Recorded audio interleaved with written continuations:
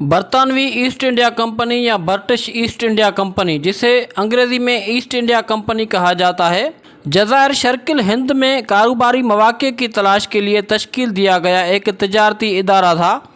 تاہم بعد ازاں اس نے برِ صغیر میں کاروبار کے علاوہ تخت و تاج پر نظریں مرکوز کر لیں اور یہاں برطانیہ کے قبضے کی راہ ہموار کی۔ 1857 کی جنگ آزادی تک ہندوستان میں کمپنی کا راج تھا۔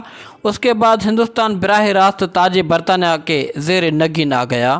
برطانوی ایسٹ انڈیا کمپنی کو 1600 میں ملکہ الزبیتھ اول کے عہد میں ہندوستان سے تجارت کا پروانہ ملا۔ 1613 میں اس نے سورت کے مقام پر پہلی کوٹھی قائم کی۔ اس زمانے میں اس کی تجارت زیادہ تر جاوا اور سماٹرا وغیرہ سے تھی، جہاں سے مسالہ جات برآمد کر کے یورپ میں بھاری داموں پر فروخت کیا جاتا تھا۔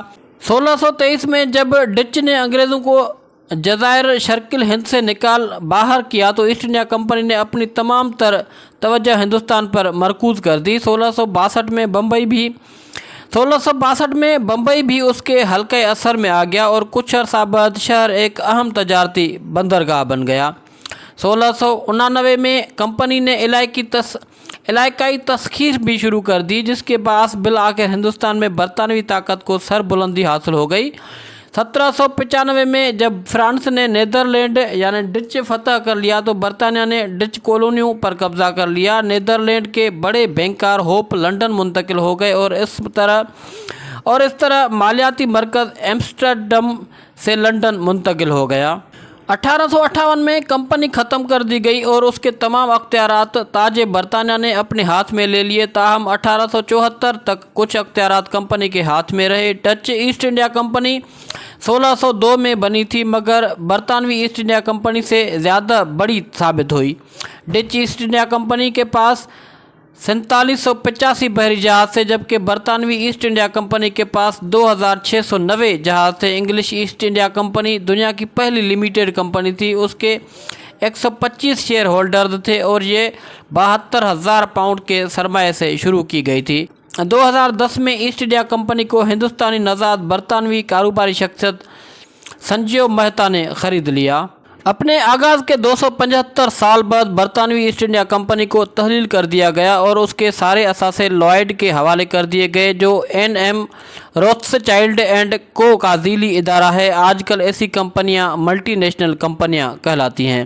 یورپ میں سونے چاندی کے سکوں کی شدید قلت ہوا کرتی تھی۔ ڈچ ایسٹ انڈیا کمپنی دنیا کی پہلی کمپنی تھی جس نے 1602 میں کاغذ پر چھاپ کر شیئر اسٹاک فروخت کرنا شروع کیے، جس سے سونا چاندی یورپ آنے لگا۔ اس سے پہلے اسٹاک کاغذ کے بجائے تجارتی اشیاء پر مشتمل ہوا کرتے تھے۔ خود ڈچ ایسٹ انڈیا کمپنی نے اپنا پہلا منافع ڈیوائڈ لینڈ مصالحوں کی شکل میں ادا کیا تھا۔ اگرچہ یورپ میں جوائنٹ اسٹاک کمپنیاں کئی صدیوں سے موجود تھیں، لیکن ڈچ ایسٹ انڈیا کمپنی کی یہ کاغذی شیئر بآسانی دوسرے کو خریدے اور فروخت کیے جا سکتے تھے۔ اس طرح پہلی دفعہ کیپٹل مارکیٹ کا آغاز ہوا اور کاغذی اثاثوں کی خرید و فروخت شروع ہوئی۔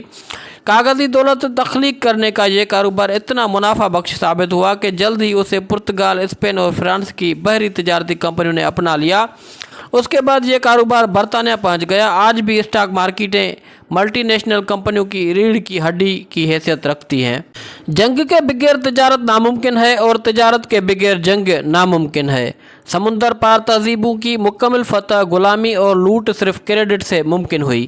لگ بھگ 200 سال پہلے کسی گورے نے ہندوستانیوں کے بارے میں لکھا کہ پرانی نسل نے بزور شمشیر یہ سلطنت بنائی اور قائم رکھی۔ آج کی زوال شدہ نسل کس قدر مختلف ہے، جو روٹی کے لیے بھی فرنگیوں کے فراخ دلانہ قرض کی محتاج ہے۔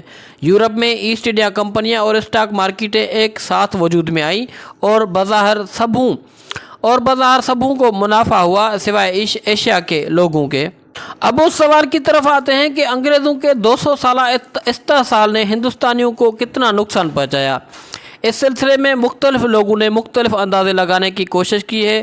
ان میں سے زیادہ قرین قیاس ماہر معاشیات اور صحافی منہاج مرچنٹ کی تحقیق ہے۔ ان کے مطابق 1757 سے لے کر 1947 تک انگریزوں کے ہاتھوں ہندوستان کو پہنچنے والے مالی دھچکے کی کل رقم 2015 کے زر مبادلہ کے حساب سے 30 خرب ڈالر بنتی ہے۔